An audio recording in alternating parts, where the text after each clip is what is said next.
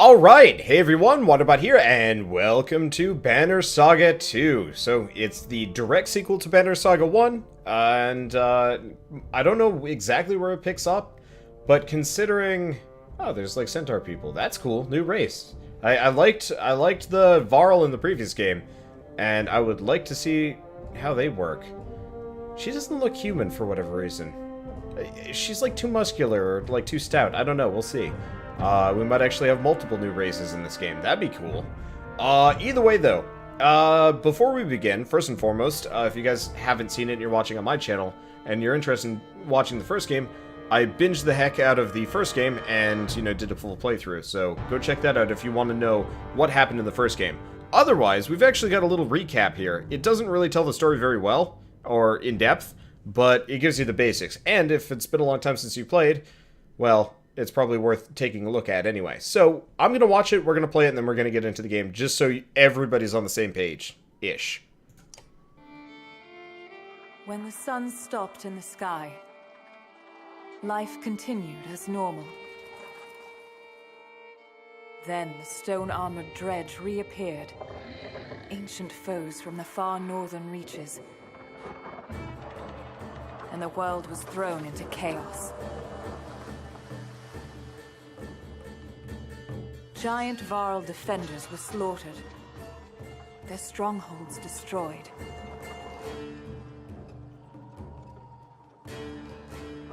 Now Hakon is the Varl king and protects who is left of his race. Rook, a humble hunter and father of Alette, found himself leading frightened clansmen towards safety. His caravan crossed paths with Juno and Eyvind, two of the mysterious spellweavers known as Menders, who know something about the massive, mountain-breaking serpent on the loose.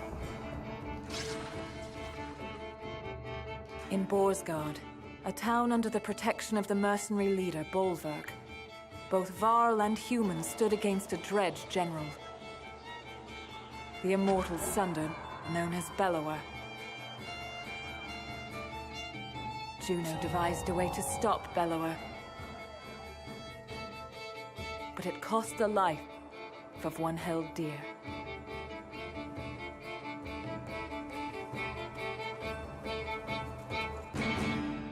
The saga continues. This game's a trilogy, by the way, so whatever we do in this game, there's going to be another one. This is going to be interesting. Anyway, so now that we've got that passed, let's actually start the game.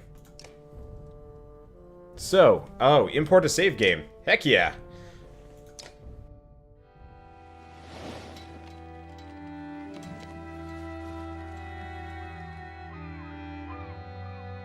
Tíminn líður áfram, eins og straumþung á sem fleytir okkur áfram.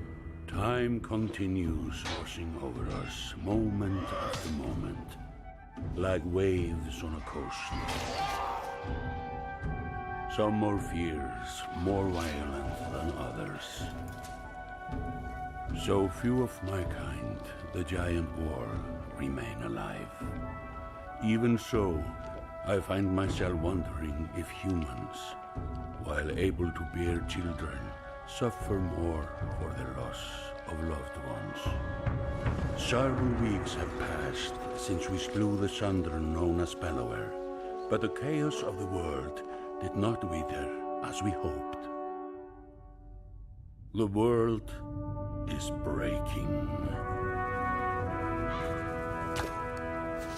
We sail aboard hastily crafted ships for the safety of Arberrang, the human capital. But the river curses us with a clear view of the dredge, assaulting another hopeless village.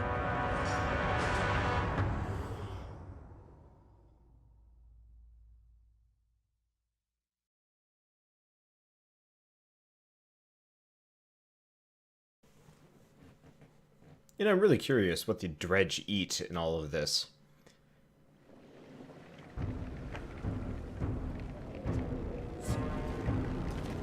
Saga continues. Renown +5. Alright, move away from those glowing rocks. This one's mine. So they're like mines or something?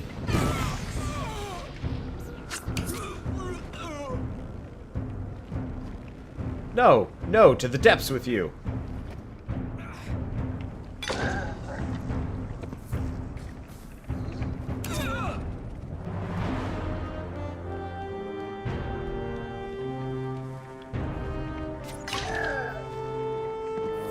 That's Alette. We'll handle the rest. Pull back. My thanks, strangers. Better to let him keep fighting.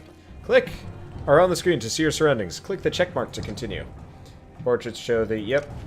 I'm going to skip past most of the tutorial stuff. I'm assuming most people watching this video have either played the game before, seen the game before, or just saw my series starting before this. So we don't care too much about, you know, the tutorial stuff. Kind of wish they didn't, if you're importing a save file, I kind of really wish... Yeah, gotcha. Wish they wouldn't put you through the tutorial. Unfortunately, they do. Now, here's the question of my stats carry over and my equipment. I don't know. Okay. Oh yeah, they added obstacles to the game now. That's cool. I don't know how many new features they've added to the game. Haven't looked. Been busy. Okay, so let's use an ability, Sundering Impact. Hit this guy. Oh, thank you. Hit this one. That'll hit them both-ish. Okay. That should be fine. I wonder... It didn't give me difficulty options. We should probably be on normal. Anyway, Alio. If a character does not move on his turn, rest... Gain 1 willpower. Okay. Dredge is in trouble. Alette won't be able to finish the job with a normal attack, but willpower can be used to boost her damage. Yep.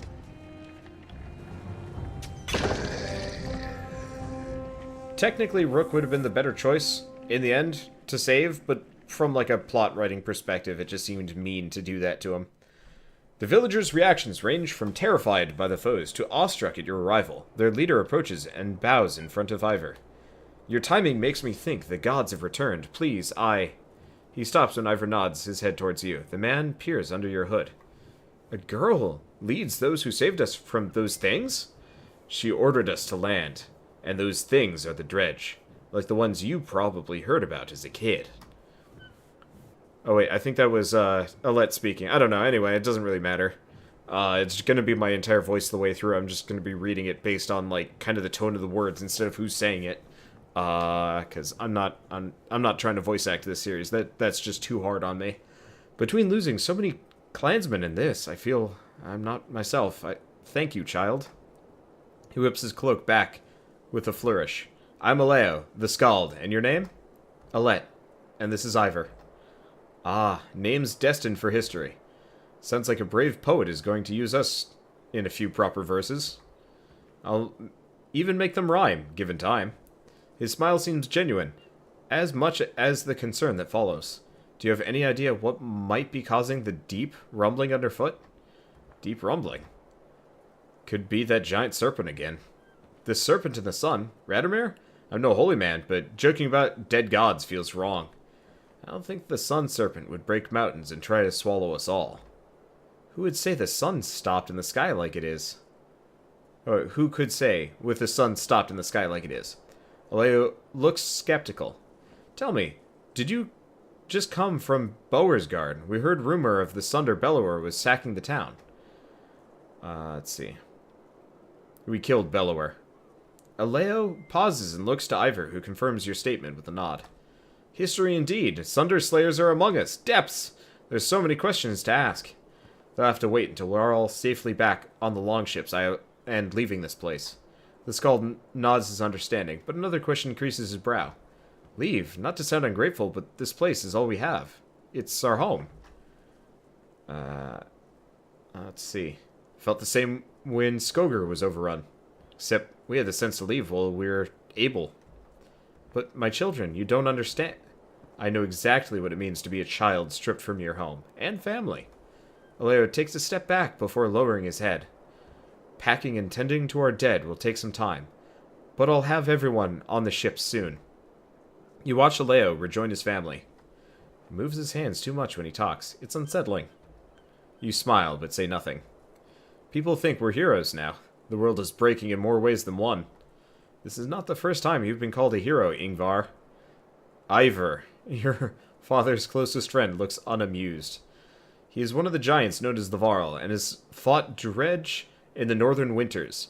Personally killed one of their generals, the Sunder Rays, and lost an arm to the Sunder Bellower. Your humor reminds me of your father's, since we're talking about things we'd rather avoid. Let's see.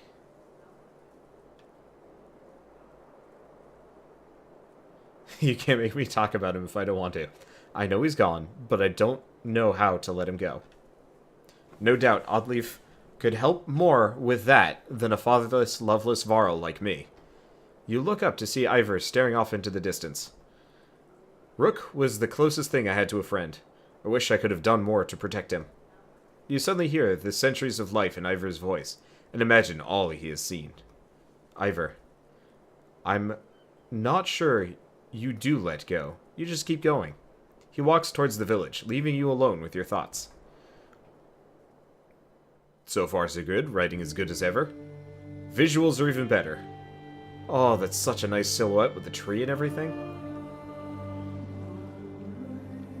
Yeah, so from a tactical standpoint, sticking with Rook probably would have been the better idea. I'm also curious how much of my stuff carried over, because I think my stats have, which is kind of neat, actually. The problem is, Alette is not very well upgraded, but my other guys are. The surviving ones, anyway.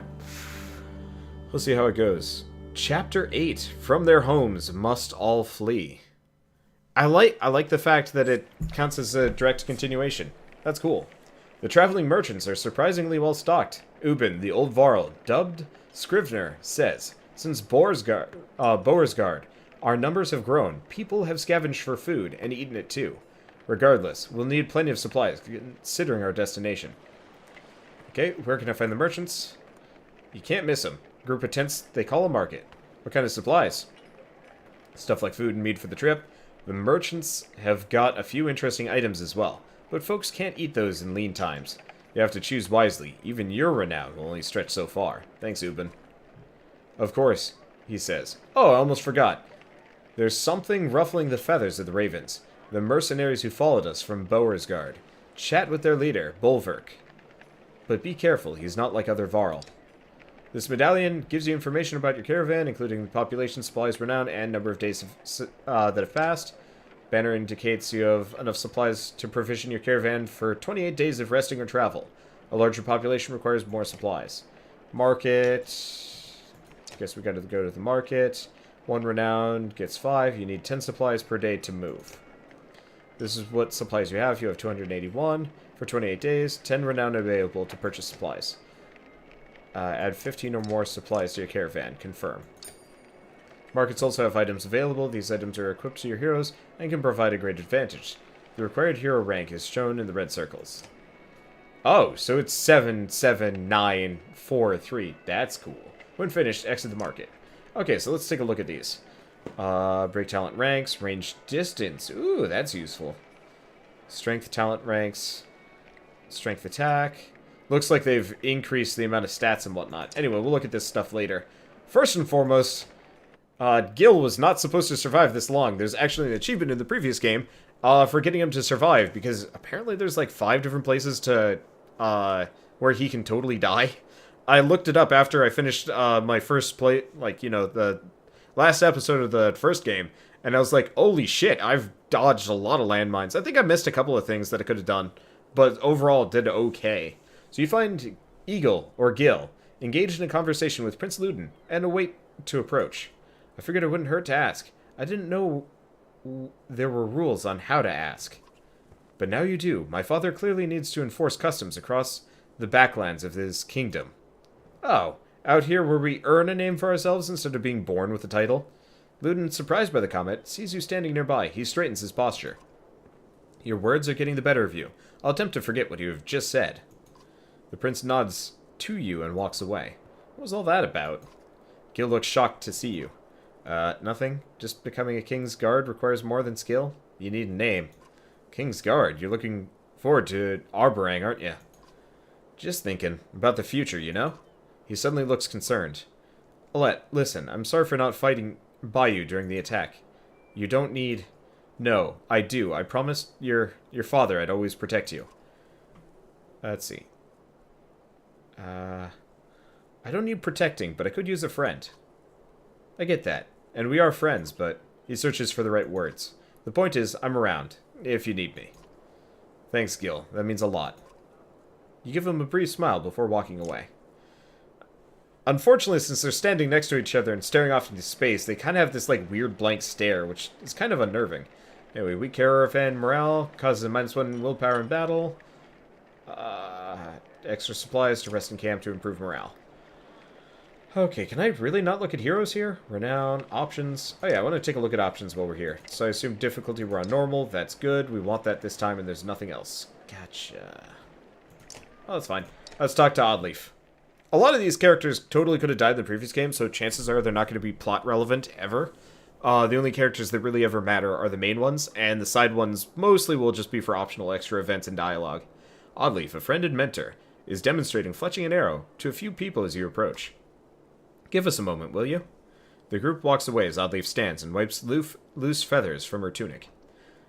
Those people owe you their lives. Your decision to stop here saved every one of them. Well, our clansmen all agreed. Don't be naive. Saving people is what you do, what your father did. Those under this banner agreed because they follow you.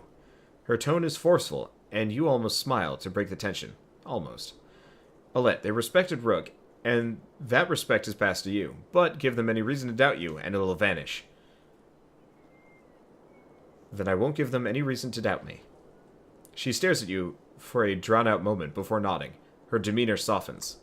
I wanted to discuss the clansmen. They're good at scavenging for food, and the more we have, the more food they'll find. Training some of them to fight will also help keep others safe, but it takes time, and I'm not sure we have much of that to spare. As their leader, you're expected to decide how many fight and how many look for food. I'll keep that in mind. Thanks, Odd. You turn to leave, but Oddleaf stops you. She grabs you in a tight hug. Rook had a way of making it easy for us all to be stronger. Her words seem to be as much for her as they are for you. You know, we never actually found out what happened to Oddleaf's husband. He was injured, but they never said if he died or not in the previous game. But then again, like, he was kind of a no-name NPC in the beginning, not even a playable character. Then he gets a gut wound, passes his chieftainship more or less over, and then nothing.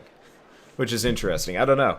I kind of wish they had actually included that, or maybe I just missed it. I don't know. If any of you guys know specifically what happens to him, if he survives that initial raid, that'd actually be great to know. Anyway, let's go talk to this guy. Bolverk or something? Bolverk. I was close. The Varl mercenary leader, Bolverk, and a rather large female fighter are talking to Juno, a member of the Spellweaving Menders Council. Bolverk looks annoyed. Nothing unusual. There's no haggling on this. You already accepted the offer in Boersgard. Get this one to do it. Get me to do what? If Juno is surprised by your presence, it doesn't show.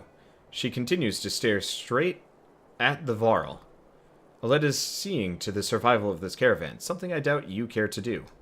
She's a little small for such a big role, isn't she?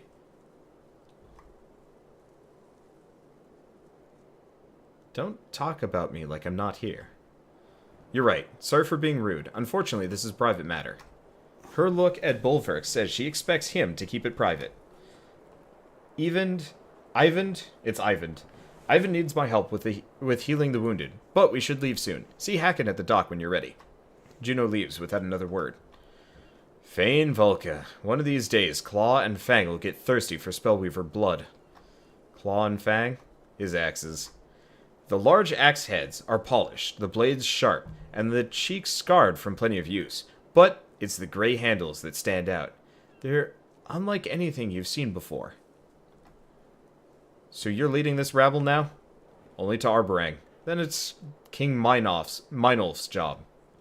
Like, he's got the answers to any of this. He'd royally piss himself if he ever saw a dredge. The pig-tailed fighter laughs. What's your name? I'm Folka, the shield maiden, in charge of keeping the ravens alive. Bolverk gives her a stern look, but she doesn't back down. I already know who you are, chieftain. Let's see. I heard there's a problem I should know about. The Varl seems to grow taller and more wild as he takes a step towards you. You stopping to save every Fane idiot along the river will get us all killed.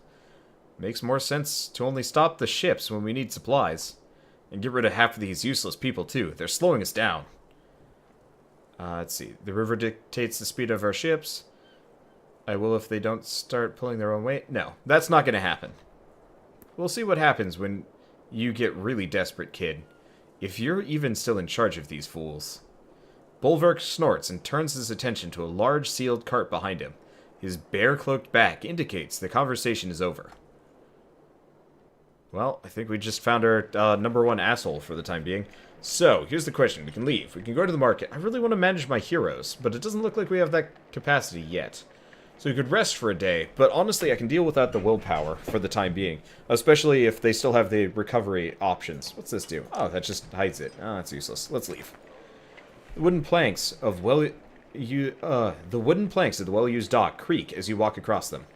Hakon, a warrior recently acknowledged as king of the Varl, paces on the dock.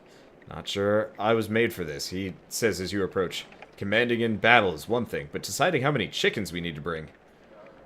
I can help if you need it. The giant raises his eyebrows. You've got your own battles to fight, little one. I hear men saying they don't want to follow a girl.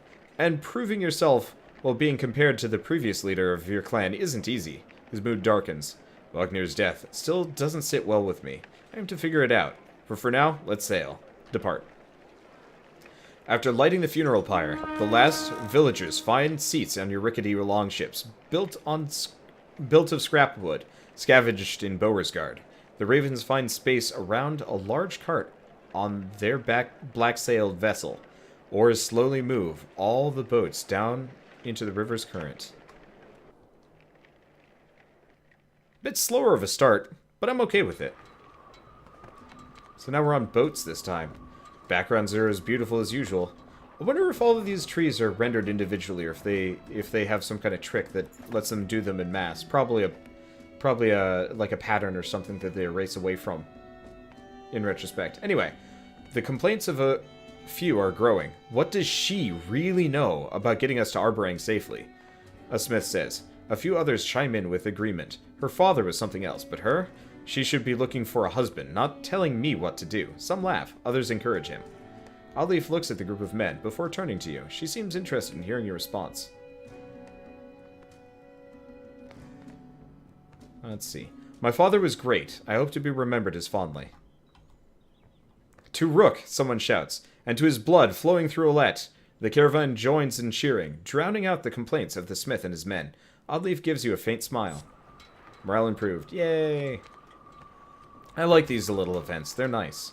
It's also nice that we're not just walking around for once. We're actually... we still have the comically long banner, but we got boats now. Alette looks ill. At least it's not the brackish sea, he whispers to himself as he steps around rowers and baggage to speak with you. I'm not sure we were all built for aquatic voyages, he says. And I hear Arberrang is quite a distance away. My people could use a few hours of rest on solid ground. The hopeful looks from others sway you, and you signal the ships to make land. Would you mind telling me why the capital is our destination? Alette asks. Let's see. Arberrang's walls have never been breached. The Volca Juno says the menders there can protect us. Let's go with the Volca Juno says the menders can protect us. Menders? The skull's shoulders slump. We were all hoping for something more substantial. He realizes Ivan and Juno can hear him. I thank you for healing my people, but we're talking about an army of dredge. The Volca and her apprentice share a smile, but say nothing. Dredge, Alette says, almost in awe. Man and Varl's storied foe from oh so ever long ago. But they're real, and here. How have they made it so far south? His glance at the Varl is met with both anger and shame. The longship rocks gently as the skull grabs a rope to steady himself. If only we had the fabled horses to ride upon, we'd outpace the dredge and be on sound footing. His dramatized misery is almost amusing, as his thanks when he steps back onto land. Morale improved. Yay. Oh, boy. Yeah, I don't have a list of characters anymore to pull from and, like, make conjecture on who lives and who dies, so this is going to be interesting. This is the map of the world. You can explore it by dragging the mouse to pan and using the mouse wheel to zoom. I think it's about the same map as last time. Okay, the location of your caravan is indicated here by Alette's icon. The caravan recently embarked from Maleo's village and is traveling westward down the Ormsa River. Prior to arriving at Aleo's village, the caravan had hurriedly embarked from Beauregard in the wake of the devastating siege laid by Bellower and his armies. Click on Beauregard to find out more about it. Okay. The caravan is attempting to reach Ormsdalr by river on the way to Arberrang. Click on Ormsdalr to find more about it. Okay. As Strom led some of the first men east, Ormsdalr was one of the first, most important places they settled, nestled in the crook where the Ormsa River splits. If Beauregard and Ormsdalr were twins, Ormsdalr would be the righteous brother, trying to keep his evil twin from hurting anyone else. Reaching Arberrang, the human capital, is the ultimate goal of the caravan. It is hoped that the walls of the ancient city will provide safety against the deepening catastrophe. Click on Arberrang to learn more. From humble beginnings to the eventual seat of power for the king, Arberrang is the most populated and contested city throughout the human lands. Its towering obsidian walls have been pulled from the earth by the weaving power of the menders. As each new generation of residents builds another ring of walls, the city continues to grow larger, more indulgent, and more dangerous. Okay, so while we're here, we can leave whenever we want. Cool. So I can click. Gotcha. Oh, there we go. There's the escape. When you're finished researching the world map, click this button to return to travel or to camp. Okay, so I want to take a look at this for a second. So, for people that, weren't aware of this, Stein's March. So when we, when this game, wow, what? Oh, okay. So, I'm just kind of looking around things for a second. I'm trying to figure out where the Varl started last time. We're looking for Strand, but I'm not seeing it necessarily. Oh, there's Strand. So Strand is right here. So the first game started here. And then they moved up to Ridgehorn. And then to Schlid. Then maybe there's like something with Stonehorn or something. They were gonna go up to... Oh, shoot, Grofheim. But Grofheim blew up. Or burned. So then instead they went down to Einertoft. All the while they went to... Rook's party went from Skoger to past Frostfeller to Wormtoe. Down here to Einertoft. Or maybe over this way to Einertoft. And then they went down this direction. Probably. I don't think we went to Hawkstorp, but we definitely went to Sigerholm. And then we kept going past Reinvik to Beauregard. And then apparently we've just left, so there's like no time passed pretty much. Which is good. I don't know. I like the fact that there's a world map that you can actually kind of refer to for the journey. I probably should have paid more attention to it in the previous run, but I just did not have the time. So, let's continue going. I want to manage my party, but we'll get there eventually. You can return to the camp at any time during travel by pressing that button. As you travel through the world, time passes. The number of days passes shown here. Each time a full day passes, your supplies will be consumed. Morale drops during continuous travel and when supplies run low. In order to raise morale, you must camp to allow your caravan to rest. The remaining day's worth of supplies... Okay, gotcha. In order to maintain morale and heal injuries, you must rest in camp. Furthermore, camping provides you with opportunities to increase your battle prowess and converse with your heroes. Click to camp. This is a much more in-depth tutorial than I remember. When a day passes in the caravan camp, your caravan consumes a day's worth of supplies and morale increases. Click to rest now. Anytime you can visit the heroes tent to inspect and promote your heroes. Click the heroes tent now. So do we have any new characters? I assume we have many. Items. Yeah, looks like we still have our old equipment. So, your items are shown at the bottom of the roster. Drag items onto your units to equip them. Items can only be equipped by characters of equal rank. Promote your units to equip higher rank items. Click on an item for more information. So, we've got Hakon, who can be promoted at the cost of Oh. They reduced the renown costs for upgrading units. Oh, that's good. Okay, so let's take a look at characters for a second. So we've got Alette, who is a poet. He can be promoted. At the cost of 7? 3 to 4 is 7. Okay. So let's learn about his abilities. Tale worth telling. The Skald exalts his target to feats of strength and heroism. His words buff an ally for 1 round, adding 1 damage for every 2 strength the enemy is above the target ally. Okay. I'm not sure how the enemy works, but we'll figure it out. The boasts have no effect if the buffed ally attacks an enemy. Oh, I see. If it hits somebody else. So this is to boost somebody up if the enemy is stronger than them. So tale worth telling gives you more or less equalizes things out. Okay, and then Skald's Song adds 1 willpower to all allies if standing within 1 tile of an ally who delivers a killing blow. Let's see. Effective use of this will keep your heroes from tiring in combat, so keeping the Skald in range of other fighters, so you can move to them quickly is key. Okay. Let's take a look at her. I want to see if her abilities change at all. So she's still got Thread the Needle, though honestly, now that I've actually figured out how it works, it's actually a little bit more encouraging. Unfortunately, it looks like she maxes out her stats really fast. Which kind of sucks, but whatever.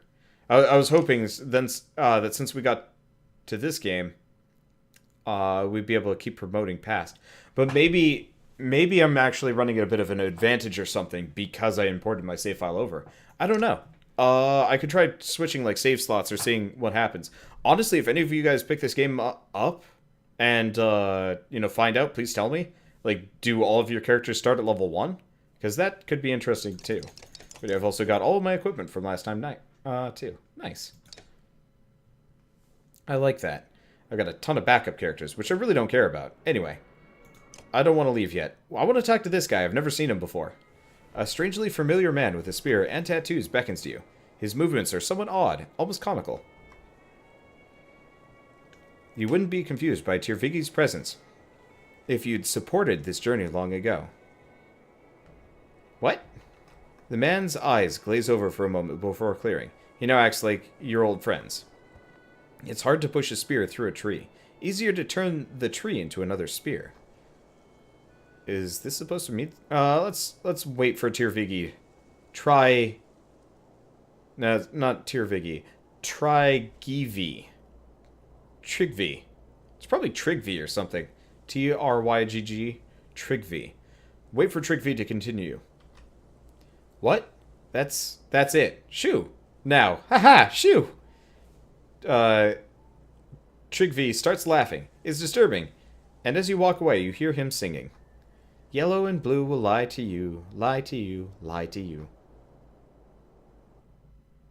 You know, that actually sounds like a reference to somebody. I want to take a look at this. I assume he's either insane or it means nothing. I don't have any yellow and blue characters. Oh, that's okay. Oh, man, we still have Gunnulf.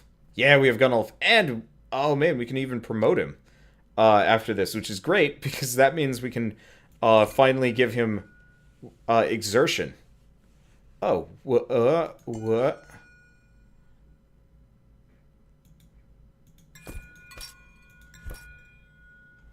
Oh.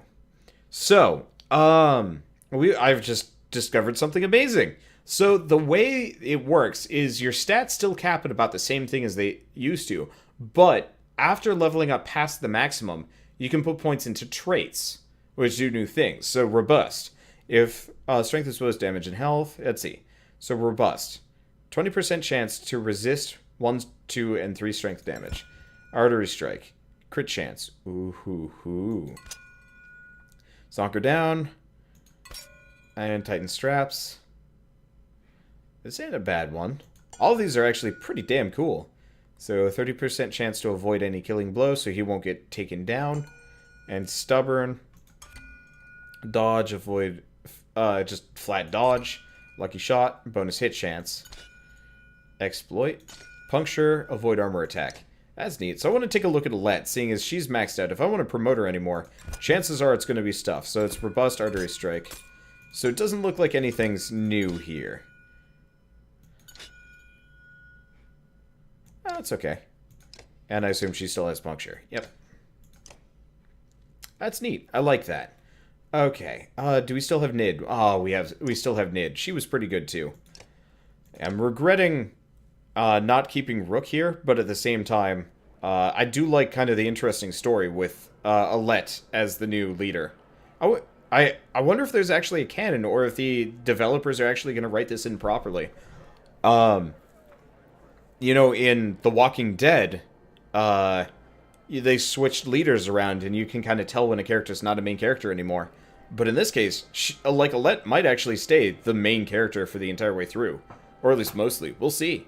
I'm kind of excited to see. Anyway, leave. 2 men approach while no one else is around. One is wearing a wolf cloak and missing a hand. The other is a guard, with a crazed hair shoved into a helmet. Finally, a moment alone with my new leader. Is there something you need? It seems I should be asking you that. I'm Rugga, the governor of Bowersgard. Oh, it's good to meet you. I'm glad you feel that way. I've been watching you command from a distance. Not bad so far. The guard nods his agreement, but says nothing. Let's see. Thank you. You've never been to Arberrang before, right? I'd never left Skogar before all this. A pretty girl rarely needs to leave her village. I'm sure men were already offering to provide for you. But I'm from Arberrang. It's different from anything you can imagine. Different how? It's the seat of power. Twice as many people as Bowersgard, all clawing to get closer to the king. It's a sight, but it'll probably scare you. Let's see. I'm not easily frightened. Really? Heard you made it this far without killing anyone. Hope that's not out of fear. I can do what's necessary. Remind yourself that you're always prepared to act. Oh, remind yourself of that, so you're always prepared to act. So, me getting the achievement so she didn't kill anybody, actually, holy crap. That's good. That is really good attention to detail. I'm loving this. Like, already, I'm more impressed with this than Walking Dead. Like, a lot of people love the Walking Dead games. I think the Banner Saga has become my version of the Walking Dead. Anyway, I'll teach you what I can along the way. We'll try to shore up the fact that you're a young girl, but it'll take work. He smiles, and with emotion, he and his guard depart.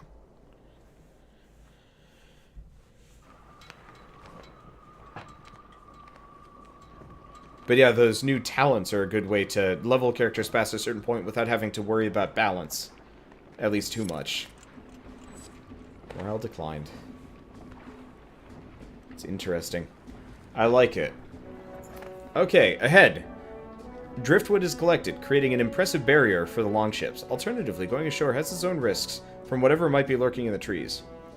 Let's see. Bank the ships. Let's prepare for portage. We'll carry the ships around.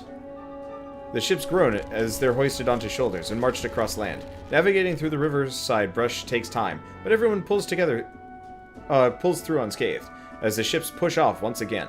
Dredge appear on the bank, a silent reminder of their constant threat. Morale improves. Minus supplies, though. I was kind of hoping we'd get combat, but whatever. We might make it down this river to the capital without any more trouble. You look at Ivor, surprised by his optimism.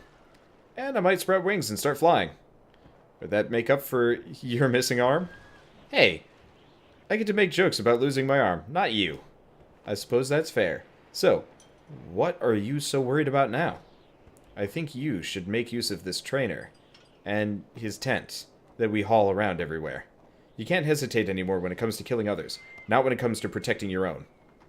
Let's bank ships and make sure you're ready by challenging your skills. Damn it, are they going to make me do it? They're making me do a tutorial fight. I'm 40 minutes into this game. Alright, whatever. This is a training tent where you can hone your skills by completing challenges through freeform sparring. Okay. Well, come on in and let's have a look at you, Sven, the trainer says. After a quick assessment, he says, yep, looks like you can stand to learn a few things. Got 5 challenges for you, and if you can finish them all before we get to Arberrang, well, I'll let everyone know you've impressed me. Ha! Sven's laughter is full of phlegm. Let's start with a few of the basics. You think about what he's saying. You up to the challenge? I'm ready. Then we begin, Sven barks. That did not make me do this in the previous one. I guess maybe people were complaining about the difficulty curve, and as such they're forcing me to experience it. Okay, form a shield wall, kill an enemy using puncture, use heavy impact to damage 3 enemies at once. Okay, ready. I already know how to do these. So, form a shield wall. I mean, that's comically easy. So I'm going to move up here. No ability. Oh, he doesn't have the ability to shield wall? Guess not.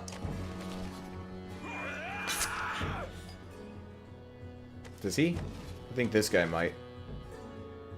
Well, we have enough energy. We want to make sure. Still no ability. Okay. Oh, position your raider adjacent to an ally. Oh, this should work. There we go. Shield wall. So we've already done that. Kill an enemy using puncture. Normal caravan morale does not improve your hero's willpower in battle. Maintain sufficient supplies and rest to improve morale. Okay, so heavy impact to damage several enemies at once. Let's do like a max out sundering impact. That's what I'm talking about. Okay, here's the question. Can I puncture? Does she have bird of prey? Perfect. Which isn't going to do quite enough. I was hoping for a little bit more than that, but we're okay. Okay, so we don't want to kill that guy, so let's move over. I should figure out exactly what shield wall does. I assume it's just extra armor or something. Anyway, I'm going to mostly let Hakon do the killing here. Okay, this is the other guy. Move up here, smack this guy around a bit. Take him out. Okay. Yeah, the nice thing is all of my characters carry over their skills, so as such, they're kind of ridiculous. Let's move him over here. I doubt he's going to take out this guy. God, I hope not. Okay, cool. Because, yeah, I want to kill this guy with the 1 HP with puncture. So let's try it again. Bird of prey. It should work.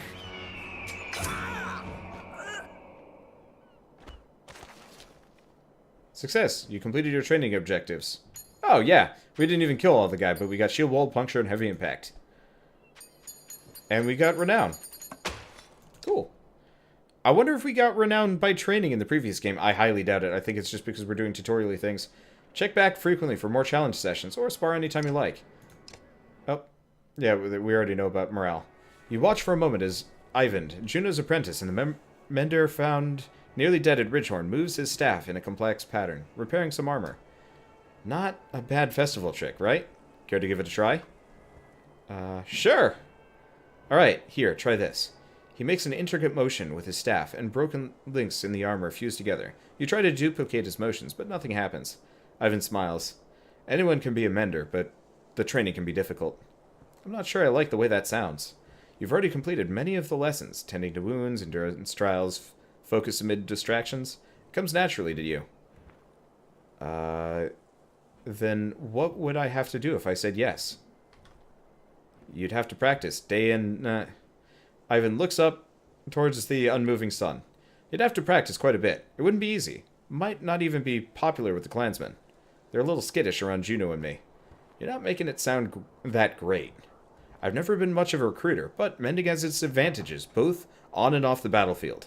Like using lightning to bring down an ancient Varl bridge. Eyvind grins and picks up the armor. Hopefully not. Anyway, mull over it, and we'll talk about it again. I gotta check on the fighter who is wearing this. If we can make Alette into a mender, ooh, count me in. Because that actually sounds like it would be a kind of nice fusion or something. Anyway, let's go promote people. Honestly, I'm not sure who I want to promote. I've got so many heroes. It's a shame she doesn't have Eagle Eye. But then again, Thread the Needle ain't bad. Now that I know what it does, like the extra break damage. Every character in the way doing normal strength damage to each, in addition to bonus armor, break, and puncture damage. Yeah, oh god.